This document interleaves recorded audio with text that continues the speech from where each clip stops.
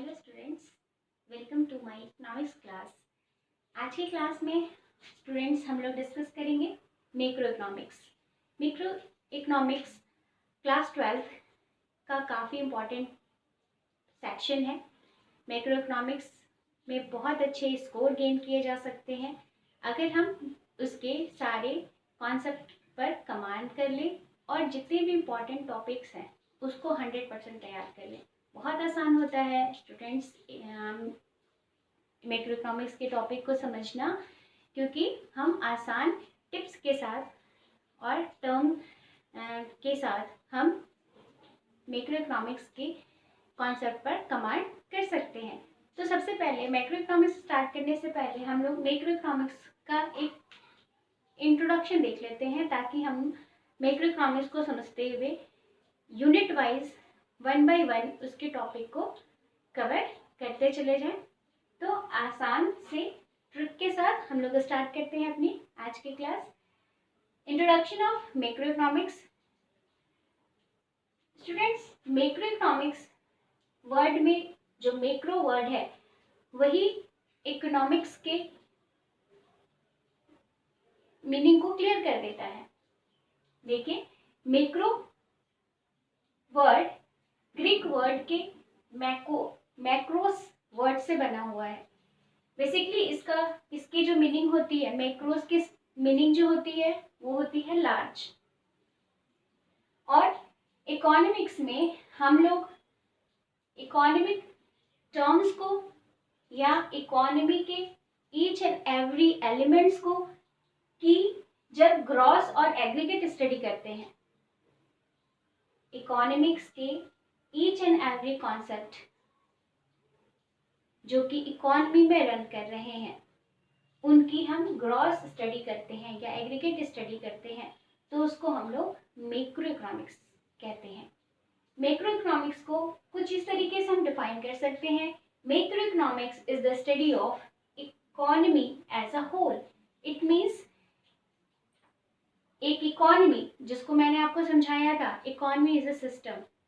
जब हम economic system के each and every economic elements की होल स्टडी करें या लार्ज स्केल पे स्टडी करें या यू कैन से एग्रीगेट स्टडी करें, तो उसको हम लोग मैक्रो इकोनॉमिक्स कहते हैं।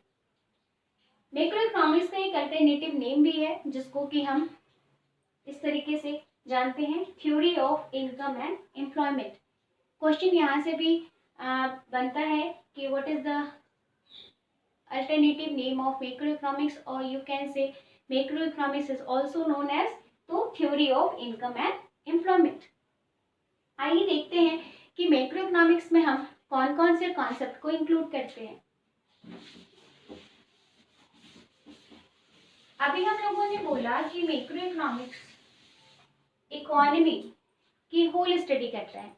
इकोनॉमी, हर एक कंट्री की एक इकोनॉमिक सिस्टम होती है, उस सिस्टम को ही हम लोग इकोनॉमी कहते हैं। अब इकोनॉमी के लिए कौन कौन से एलिमेंट्स इंक्लूड किए जाते हैं मैक्रो इकोनॉमिक्स में, तो आइए देखते हैं। अगर ये कोई इकोनॉमी है, ठीक, इस इकोनॉमी में दो तरीके से हम लोग इकोनॉमिक्स के थ्योरीज की स्टडी करते हैं। जैसे हम लोग इकोनॉमी में फर्स्ट इज मैक्रो इकोनॉमिक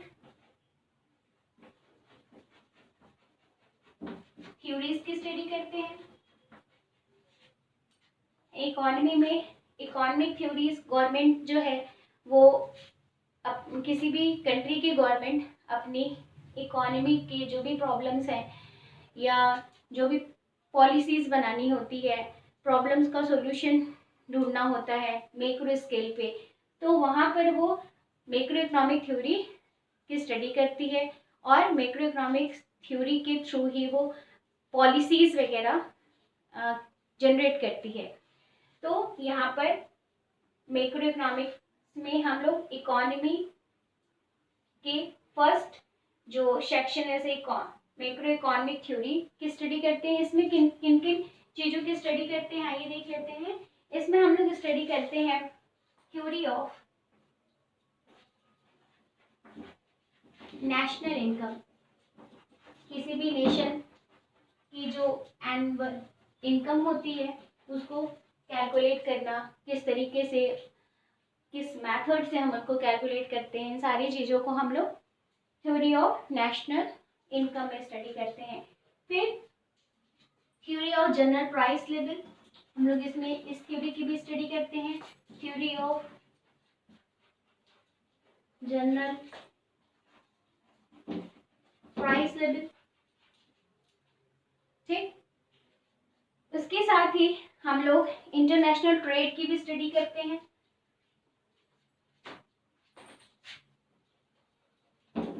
हम लोग इसमें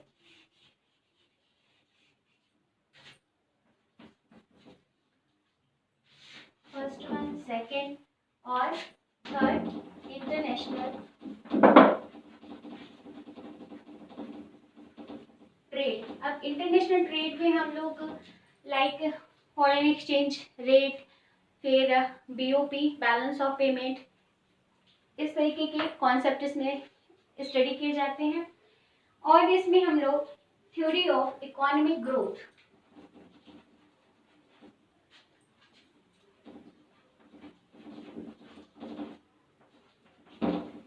इकोनॉमिक ग्रोथ कि किस तरीके से इकोनॉमी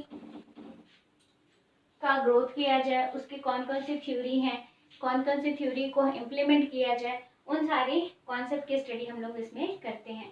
तो इस तरीके के कुछ कॉन्सेप्ट हैं जो मैक्रो इकोनॉमिक थ्योरी में इंक्लूड किए जाते हैं।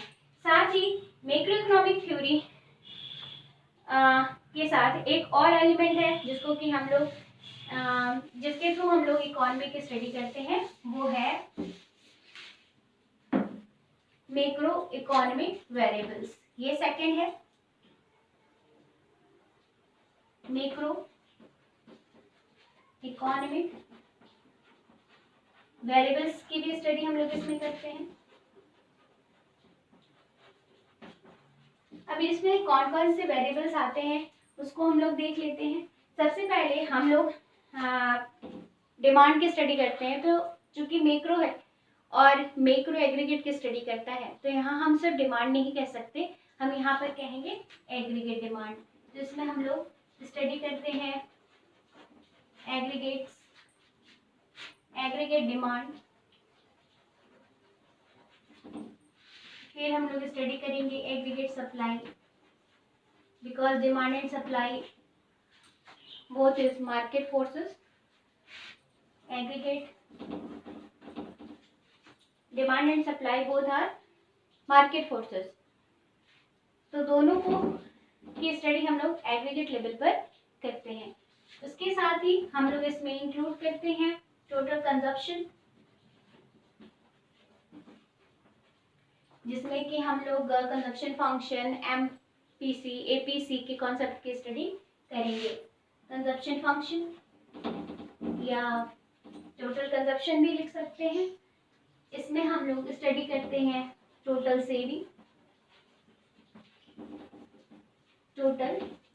सेविंग्स। साथ ही हम लोग इसमें स्टडी करते हैं एम्प्लॉयमेंट ऑफ रिसोर्सेज,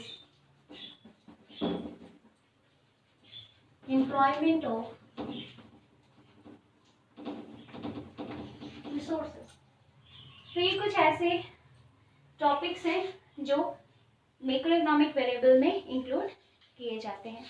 तो इस तरीके से आपने देखा कि हम लोगों ने मैक्रो इकोनॉमिक्स के कॉन्सेप्ट को समझा और वन बाय वन हम लोग ईच एंड एवरी वीडियोस में अपने टॉपिक को कवर करेंगे। स्टूडेंट्स, अगर आपको मेरे वीडियोस पसंद आ रहे हैं तो मेरे चैनल को लाइक, सब्सक्राइब और ज़्यादा से ज़्यादा शेयर कीजिए। Thank you so much.